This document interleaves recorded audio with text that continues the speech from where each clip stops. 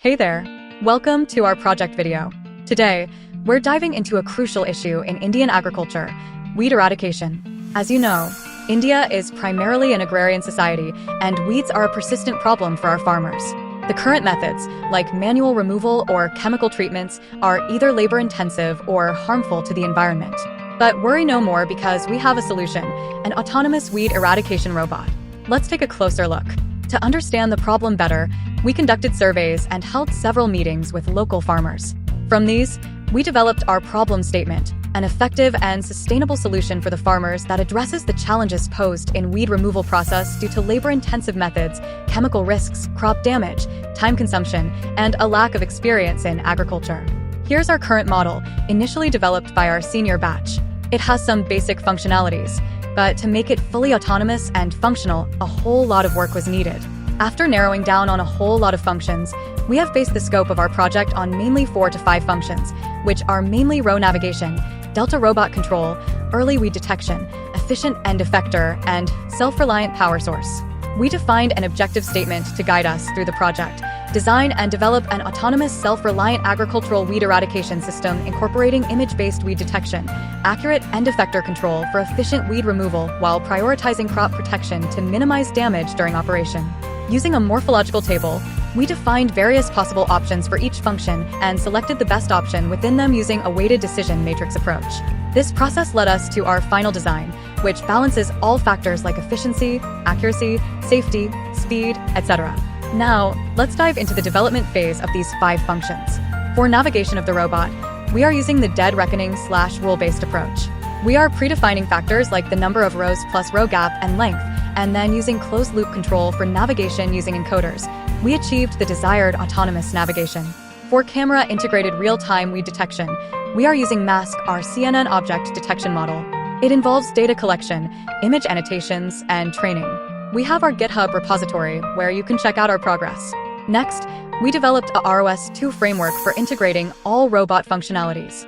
We developed 4 ROS2 nodes, namely weed detection node for detecting weeds, Navigree node for controlling robot navigation, Delta N node for manipulating Delta robot placing the end effector on detected weeds, and Object detection node to detect obstacles using RP LiDAR. These 4 nodes communicate with each other by publishing and subscribing data on their respective topics. For the end effector, we evaluated 3 different options and decided to go with the final one due to increased accuracy and operational speed. After all the necessary design considerations, this is the design we modeled. 2 analyses were done on this design, based on which we confirmed the functionality of the end effector in extreme conditions. Also, a suitable motor was selected and ordered at this stage. From here on, we move into the fabrication phase. After valuable suggestions from our mentor and the fabrication engineer, we further improved the design, and here is the model which was fabricated finally. Fabrication was achieved by using a series of processes deployed in the manufacturing facility. The processes are laser cutting, bending of blades, fabrication of connecting rod, welding work, assembly, and hot dip galvanization. With our models ready, we moved on to assembly and testing. In the initial phase, we tested the individual working of each function. Only after a good amount of testing phases, we went on to integrate everything. Integrating everything wasn't without challenges. For example, our end effector was initially heavy and imbalanced. We had to make some crucial improvements based on our testing. For the end effector, we shed weight by cutting the bolts and extra top plate sheets. Then, initially, we were testing on flat floor surfaces, but as we tested our robot in the field, it offered higher than expected resistance, and thus we had to ramp up the power requirement of the model. Then, the Delta base used to connect and integrate the motor plus and effector plus Delta arms was initially made of low-strength plastic. We got a new one fabricated out of mild steel, which offered higher strength and less vibration.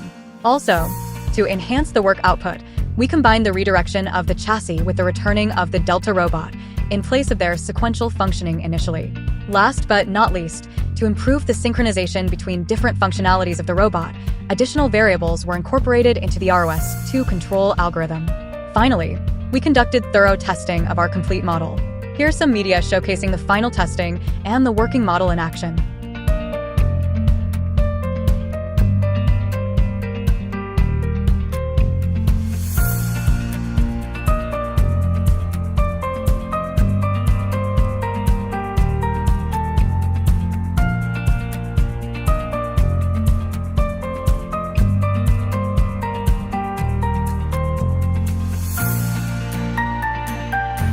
Throughout our journey, we received insightful feedback from our professors and local farmers. This project has been an exciting and insightful journey. We've learned a ton of technical skills and, more importantly, how to work effectively as a team. We hope you enjoyed this glimpse into our project. Thank you for watching.